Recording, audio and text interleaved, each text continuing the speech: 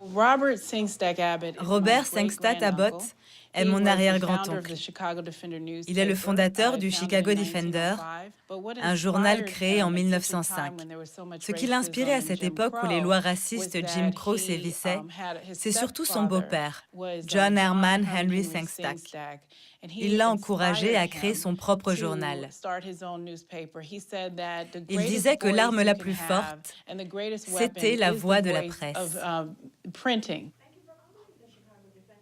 Ce que je pourrais dire, c'est que le Chicago Defender aidait les Afro-Américains à se sentir fiers de qui ils étaient.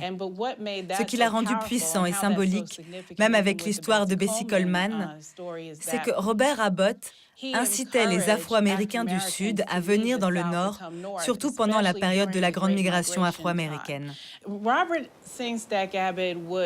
Robert Sengstad Abbott visitait souvent différents quartiers et il se promenait le long de State Street à Bronzeville, où il allait voir tous les commerces, s'y arrêtait, discutait avec les gens des conditions de vie, etc.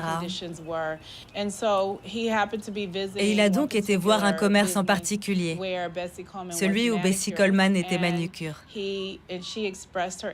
C'est là où elle lui a parlé de son envie d'apprendre à voler et il l'a encouragée à se former. Robert Sengstad Abbott a pris le temps de voyager en Europe plusieurs fois. Il écrivait à propos de ses voyages en Europe, en particulier ceux à Paris. Il avait beaucoup d'amis là-bas.